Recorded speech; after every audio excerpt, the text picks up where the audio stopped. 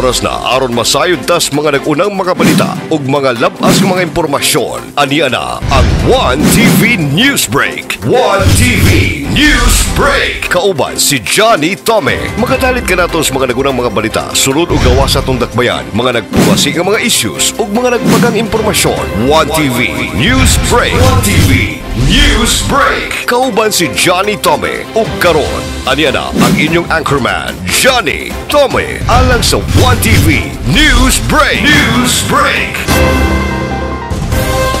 Higala, kumusta? Ako si Johnny Tome, ang buhatod sa Pagkadiniyo sa nagbagang mga balita sa 1TV News Break Misamis Occidental. Sa atong headlines, Comelec Osamis gipon sisukan sa unang adlaw sa COC filing.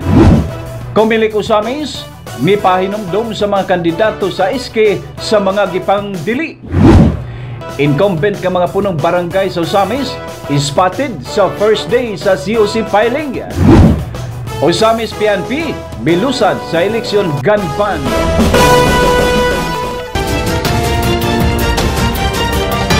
One TV News Break. Og karon sa atong mga balita sa 1TV Worldwide News Break. Comelec Osamis gipon sisukan sa unang adlaw sa COC filing. Usa ka adlaw nga puno ang buhatan sa Comelec Osamis gumikan sa mga individual nga gustong muduso sa ilang COC kon Certificate of Candidacy atol sa unang adlaw sa COC filing Agosto 28 Lunes.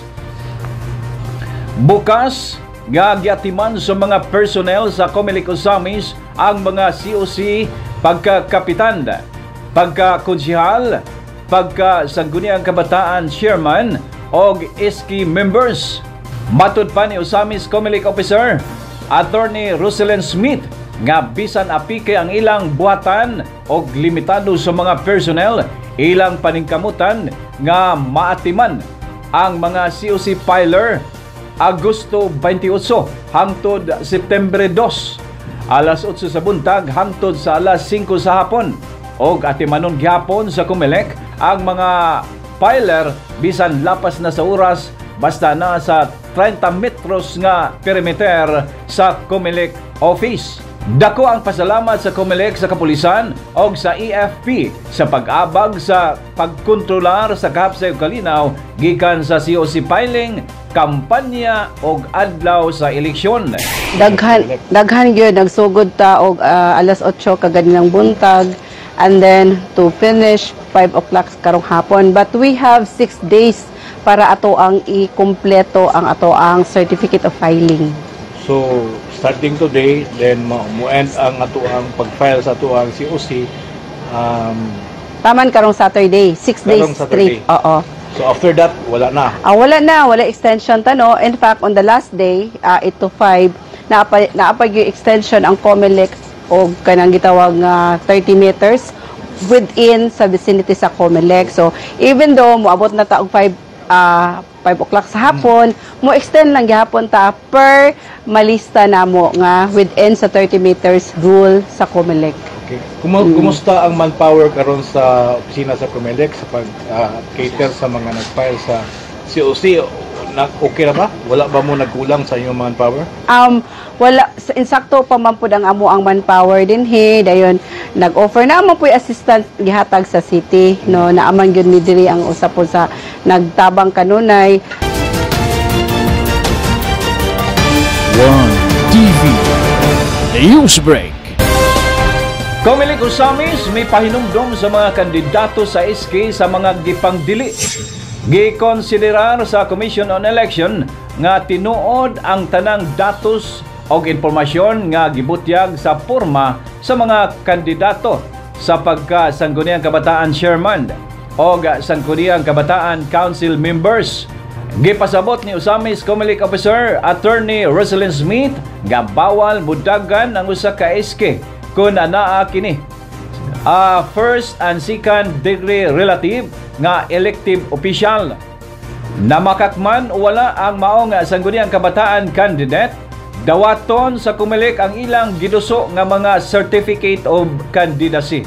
Apan posibleng masango ang kadaugan sa maong kandidato kung adunay pikas party nga moreklamo o kung mapamatud-an sa complainant nga adunay probable cause, mahimo kining petisyonan o posibleng matangtang sa posisyon.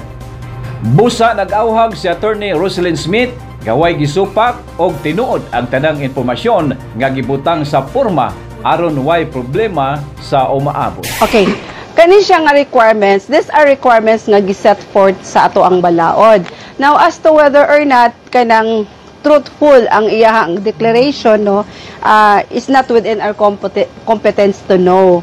Ang balaod nagset, ang COMELEC nagset sa requirements, but that candidate, in case he wins or she wins on election, he or she is taking the risk nga adunay mga consequent nga kaso mahitabo just in case na any interested party Possible. mo file for disqualification knowing that he is or she is in truth and in fact not qualified to run for the position nga iyahang na daugan. Walay mga ang tanan manggod nila nga declaration is manifested sa ilahang COC.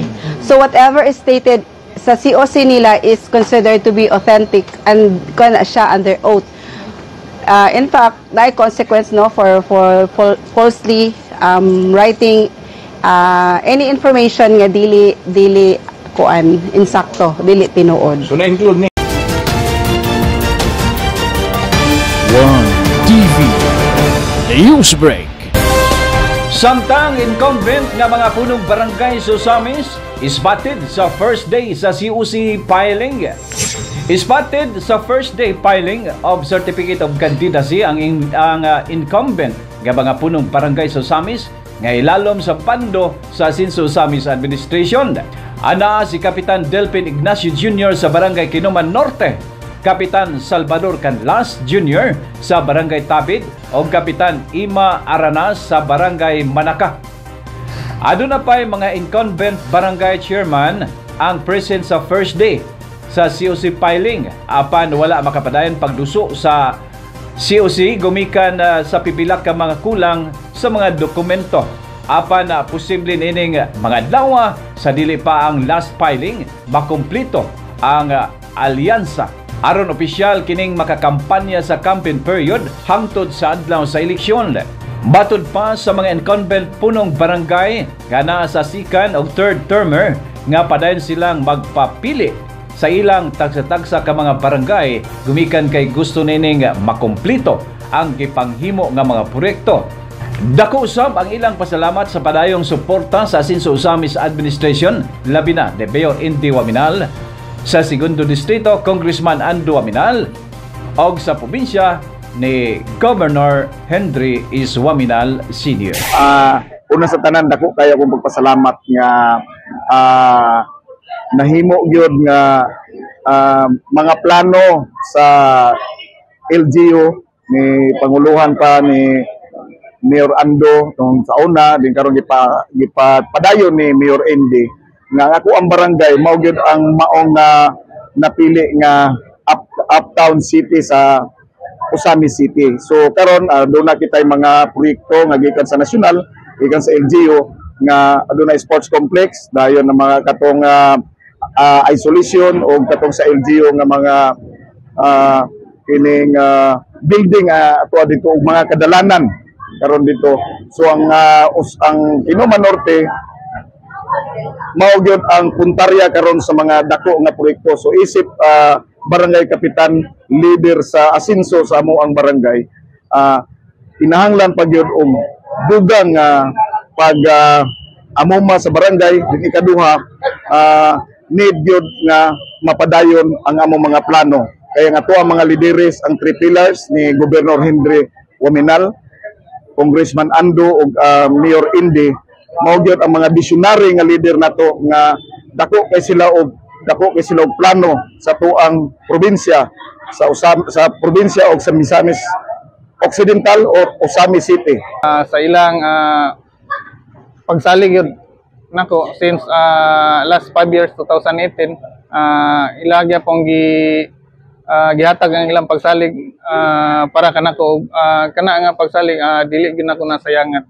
nga ilang gihatag nga pagsalig kay ako ginang balusan gyud og mas kakugi pa nga buluhaton sa amuang barangay. Una, ang among rescue, ako kay tabang sa among barangay, panahon sa emergency, panahon sa kalamidad.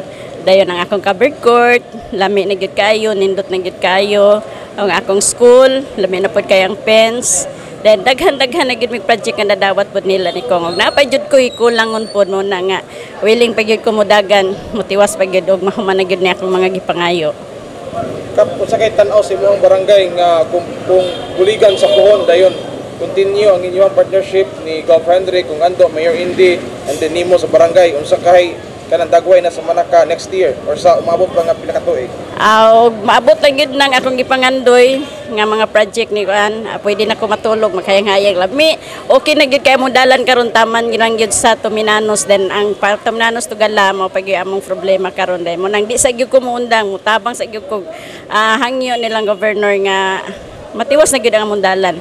Ingon man sa akong purok 5 nga dalan, dugay-dugay na gyud to namong gipangayo ni Gov, ni Mayor. Tingali mataw na gyud na karon kay napamanggi ko isa ka term ako gyud nang sigihag follow up ni Mayor. One TV Newsbreak. Sa laing bahin, Osamis PNP milusad sa election gun ban. Misugod na usab ang kapulisan sa Osamis sa pagpatuman sa election gun ban niadtong Agosto 28, alas 12 sa tungang gabi. Gatangan sa kapulisan ang mga entrance o exit points sa dakbayan sa Osamis, ang Gango Highway, Bongbong Highway o sa Labinay Highway. Lahi usab ang team sa kapulisan nga nagrubing sa kabaranggayan. Apil na ang mga rural barangay. Dako ang pasalamat ni Osamis City PNP Officer in Charge Police Major Dennis Tano nga sa unang arangkada sa gun ban way mga motorista nga nakuhaan og armas. Sumala sa Omnibus Election Code, gabisan ang AFP o PNP personnel nga magdala og armas, nga wala maka-uniform, bawal kini magdala og armas. Panahon sa election period og samot na ang mga sibilyan, bisan aduna pa kini gidalang mga dokumento. Way nasikop nga may kalabutan ang gun ban, apan nakalapas sa blaod og naisyuhan sa citation ticket, gumikan kay nagbiyahe nga pakya sa pagdala og ORCR, no driver's license, magaway helmet og wala makasapatos. Nagkandak ta og checkpoint as ato ang kick-off or launching sa start sa implementation sa gun ban, Comelec gun ban. So, usa ni ang gango sa ato ang gi-establish nga Comelec checkpoint nga gi-authorize sa Comelec nga maka-establish ta og Comelec checkpoint din sa area. So far wala man tayo nakita nga violators sa Comelec gun ban. So ang ato ang nakita diri mostly violation, traffic violation, ay mga nagbiyahe nga mga walay plate numbers or ay mga kuan ay mga mga traffic violation yan, walay rehistro, maban ay lisensya. One TV Newsbreak. Mogatoghan ay sa nagpagang mga balita sa One TV Newsbreak Misamis Occidental. Akong mga pagpasalamat sa tanang mga televiewers o mga sponsors nga kanunay nagpaluyo sa One TV Worldwide. Akong mga pagpasalamat sa itong mga sponsors sa manining musunod: Gloria Bazaar Osamis, Rizal o Bernard Brands, and Gloria Bazaar Orqueta Brands. Bryant Milling and Marketing, kumplito sa mga hagpis, poultry products o veterinary products sa mas ubos nga presyo. PC Portal Pagadian and PC Portal Cubit, your complete one-stop computer centers in Pagadian City. PCCS Portal Computer Sales and Services. PCCS. Ananahimutang sa Ledesma Street, corner Camino Street, Ozama City. Goshen Home Care Furnishings Incorporated. Ananahimutang sa Animas Street, Barangay Aguada, Ozama City. Usami City People's Multipurpose Cooperative Incorporated, luyo sa Public Mall, Purok 1, San Roque, Usami City. Pakikita ilang si Madam Yuli Prosianos. Park in Gobic Shop, Usamis Brands, mapalit ang pinakalamiang mga pan, cakes o kuban pa, diya lang sa Park in Gobic Shop. Yolincon Junior General Merchandise, Top Coffee, and Imported Alhambra Sulira Light. GG Mall, ang sariling atin store in Usami City. McDonald's Usamis, FYT Hardware Corporation, matawag sa telepono 521-0458 and 521-0246. Ilim Agricultural Supply, diya sa Laman, Usami City, managed by Schumer Capio. Tugo Travel, Tugo Express, Tugo Freights Cargo, Usamis, managed by Mr. Anichu. Bisitahe usab ang One Computer and Printing Services, Tarpaulin Printing, Documents Printing, T-shirt Printing, Photo Printing and Video Editing. Ana sa Ricto, corner Ledesma Street, Aguada, Usami City. Pakikita ilang si Johnny Boy. Attorney Mars Tapayan, Majority Floor Leader sa City Council, Usamis. Board Member ni Misyo Imi Lahaylay, Chairman sa Committee on Peace and Order sa Sangguniang Panlalawigan, Misamis Occidental. The most hard-working governor, Attorney Henry S. Waminal Sr., Province of Misamis Occidental. Congressman Andu Waminal, Representative 2nd District, Misamis Occidental. Attorney Henry Indy Waminal Jr., City Mayor of Usamis. Sa dili pa kumutapos, ako nang pagtibaya sa atong maabtik nga board member nga si board member ni Misyo Imi Lahay-Lahay nga baguhay pa lang nagsaulog sa iyang kapistahan diha sa Barangay Pantaon.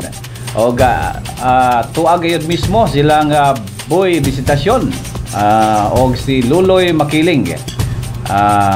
Mayong pagsikay-sikay diha sa inyo ang paniudto.